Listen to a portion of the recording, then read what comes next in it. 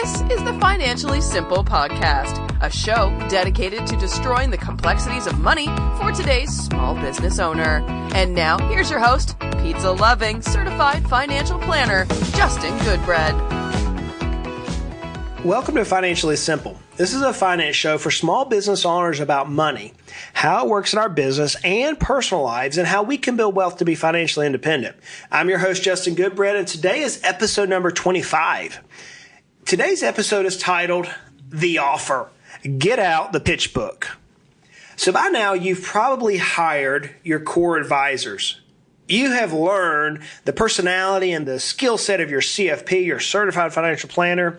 You know the personality of your certified public accountant, and your attorney is a rock star. All three of these people are on the same page. They're all working and moving in the direction that best benefits you and your company. You probably hired a business broker, an M&A advisor, or an investment banker at this point. Probably hired somebody like that.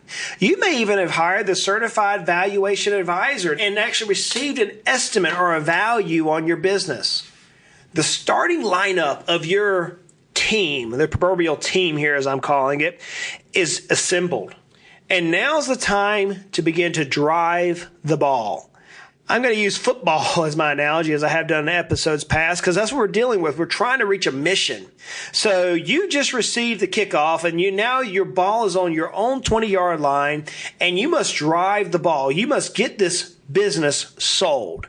And the only way you can do that is to reach the opposing team's goal line, just like in football. You've got to go through all the different defenders. You got to go through everybody who wants to stop you from selling the business. And at the goal line is a check, a nice check. A check that is like, take this job, walk away, I'm out of here, adios, don't ever call me again, check. So it's 1st and 10, and it's the first play. What do you call? Is it going to be a run play or a pass play?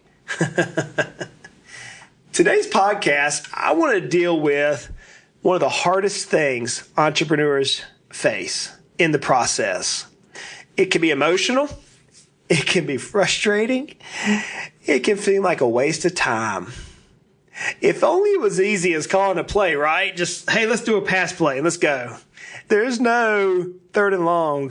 I guess there could be, but you don't get many do-overs in this particular phase now. So I want to talk to you about something that I personally have learned the hard way. When I talk to clients or business owners about today's topic, I usually have eyes that roll. They say things like, you want me to do what? What did you say? Do you realize I work for a living? I don't have enough time to do that. Especially when I ask young business owners these days, maybe someone who's not even trying to sell their company. I'll ask them to do a little bit of this work and they'll be like, you realize that I have a job, right? And you want me to stop and do this? I personally started in my two current companies what we're going to discuss today. I've found from previous experience that if I work on this now, it won't be as hard or as frustrating in the future. What am I talking about? Well, as the episode title gave away, I'm talking about a pitch book. Think about a pitcher pitching a baseball, if you will, to the catcher. A pitch book. It's often referred that way in the business transition team. Some people call it a playbook, a guidebook, but a pitch book is the most common term that I've heard in my experience. What is a pitch book? A pitch book provides the potential buyer with the relevant details of your company. That's all it is. And if it's written well and constructed well, it will have the buyer salivating at the opportunity to make an offer. I'm talking about slobber dripping, like they're looking at a piece of sausage and pepperoni pizza with black olives, a little bit of onions. They're salivating. They're like, just let me get my hands on that piece of pizza pie. That's what they're going to do, hopefully, after they've read your well-constructed pitch book. They're going to be salivating the opportunity to make an offer. They want your business. So what makes up a pitch book?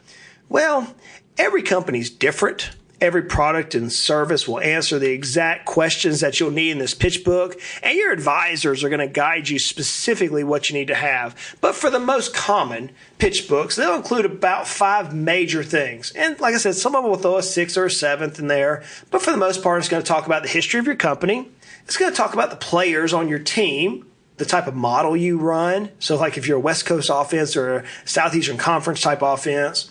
It's going to talk about your current financials and your pro forma, or some people call it a forecast. Now, each of these 5 areas are basic, and they are what they appear. There's no magic to it. There's a natural flow. Whenever you open up the pitch book, you're going to read the history of the company. And your buyer is going to probably be like, yeah, okay, I don't care. Initially, that's the case, but the serious buyer will come back and deal with this. And they're going to read this and go, yeah, we understand that your team has won X number, you're 11 and 12. Okay. The next thing they're going to read is your players. They're going to be like, okay, what players do you have on your team? We understand that you're 11 and 1 out of the 12 games. That's pretty cool. It doesn't scare us too much. We're 12 and 0. Who do you have on your team? Oh, you have him. That guy's like super fast. That guy can like jump over small buildings with a single hop. I mean, it's Superman. Next thing they're going to look at is the business model. They're going to look at it and say, I wonder how this company plays. Like I said, are they a West Coast offense? Are they spread? Are they typically Southeastern Conference running right at the gut? They're going to look at how the company's positioned, if you will. They're going to look at your record. As I mentioned, they're going to know that you're 11 and 1. They're going to look at your financials. How's your current season looking?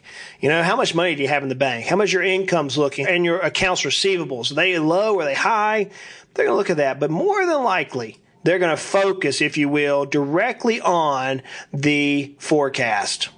In fact, the forecast becomes such a major thing that I've been on the buyer side of the table, and I've seen people just skip over the first 4 topics. They don't care about the history. They don't care about the players. They want to see what the future looks like.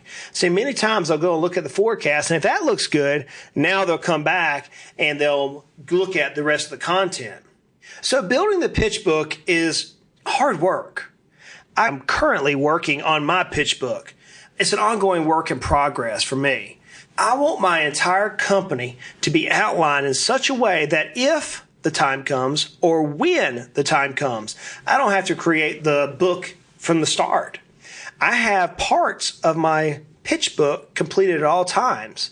And I found that preparing the pitch book gives me vital information for my business now. And I don't have any plans to sell it anytime soon.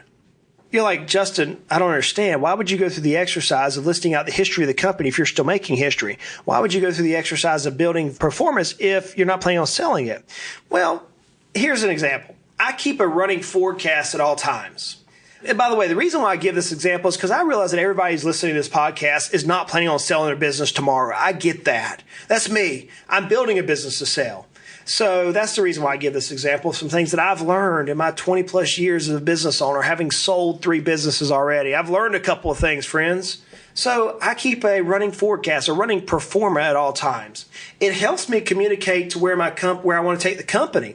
It also provides me a nice trail of where I've been and what's worked over the past few years. So every year, at the end of the year, I download my profit and loss statement categories into my pro forma. So here we are in 2018. I took my 2017 P&L and I uploaded it to my pro forma, and I've done that for past years. And I can look at my pro forma and I can see my income growth. I can see how much my income of the company has grown over the past 4 or 5 years. So if the company has grown at a 10% rate and now I want to project going forward at a 30% rate, chances are I'm going to have to drastically do something different in order to get that increase. However, if I've grown at a historic 10% rate and now I'm projecting a 9% growth rate going forward, well, that should be easily obtainable, even if I didn't make any major changes. I want to be able to show even potential employees, new employees. I always say when someone comes work with us, they're not working for me, they're working on our team, and we're all marching in the same direction. We're a team. We're that football team. Everybody has different roles. Some of us have a little bit different positions, but we're all pushing the ball down the same direction. So that's why I went ahead and started my pitch book early. I came up to sell my last company. I didn't have one. And it took me a long time to get it right for the firm to help me sell it. So you're like, Justin, okay, I understand why it may be beneficial, but how? How do I do it? It seems like a lot of data. It is. In fact, if you're getting ready to sell your business, let's say that you're one of these parties who are, hey, I'm going to sell a business in the next 2 years. Friend, it's time for you to pay attention here. You know the old saying, how do you eat an elephant, right? Eat it one bite at a time. You may ask the founder now, the founder of the company, to write down their memories if they can hold pencil. Maybe ask them to record what their highlights and their low days in the business were. You may ask your players or your team to write autobiographies of themselves. Just because you're the business owner doesn't mean you have to do all the work. Obviously, we become masters of delegation, right? You can delegate out the business model and the financials to an accountant or to an accounting team. Or if you're like, Justin, I'm the chief bottle washer, I'm the CEO, I'm the truck driver, I'm everything within myself. Okay, friend, I'm going to ask you to do this.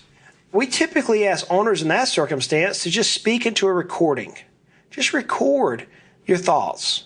And when the time comes, we can hire a ghostwriter to start the pitch book. We can hire ghostwriters to get your thoughts and put them in a congruent manner that you agree with. You are listening to Financially Simple, destroying the complexities of money for today's small business owner. Now, here's a bit of a warning. I have worked with many people as they develop these pitch books. And many times they spend hours and hours and hours upon formulating their exact right words, the right synonyms, if you will, to use that will entice a buyer to want my glamorous company. And if you hope you heard the inflection of my voice on that tone. I had a couple of sellers one time who got offended when this was the M&A advisor changed their text. Like, don't you realize I spent hours and hours and hours on that? And this M&A advisor cut and removed and slashed and amplified and changed it all around. Didn't change the meaning, just made it read differently. I say that because you don't need to hang on every word to build the perfect pitch book. Your advisors will craft the text that's needed to gain the buyer's eyes. They know how to do it, friends. A good transition team knows how to word this. But I do have two pieces of caution for you. You ever heard the saying or the little song, oh, be careful little ears what you hear, be careful little mouth what you say, or be careful little hands what you do? I have two cautions for you today. The first one is, oh, be careful what you say. So when you build the pitch book, many times sellers want to make the pro forma or the forecast look over the top. Stretch the optimism, if you will. I've heard sellers say, let's make the forecast look really good. The better I can make the forecast, the more money I'll make in the sale of the company. And it sounds logical. But buyers, this isn't their first rodeo, if you will. They're pretty savvy. A savvy buyer will actually use an aggressive pro forma against you. And they'll use it as a means to ultimately reduce the sales price. I've seen this firsthand. We had a client that I was a part of a transition team on. Let's call her Jane. Jane wanted to make the numbers look good. Look so good that a buyer would be foolish to walk away. So against the advice of her team, she insisted that the pitch book have an over-the-top pro forma. And it had revenues increasing at a rate that didn't seem logical. And it had expenses being decreased at a rate that didn't seem logical, at least to the finance guys, myself and others involved. And we told her, we said, look, if you do this, you're putting yourself open. It's like you're fixing to pass the ball with no defenders guarding you, friend. You're going to get creamed. You're going to get sacked. Well, you ever met that individual who knew more than you did? I was visiting with one of our clients who's in the service industry, runs a good little tree service, cuts down trees in the southeast, and he said, yeah, I love it when homeowners come out and tell me how to cut down the tree. You ever met somebody like that? That was Jane.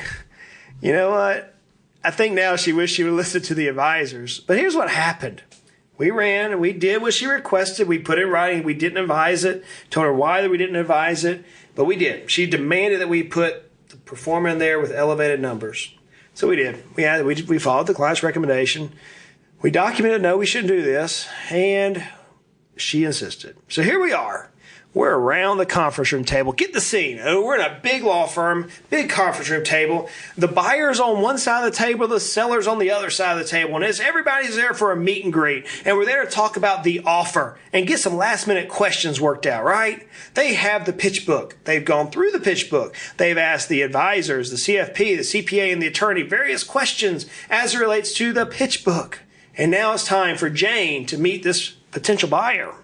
And the buyer asked Jane immediately after he opened up the book. He went and said, Miss Jane, would you move to the performance section of this pitch book? And certainly Jane, with her puffed out ego, turned over to the page with the performer on it, right?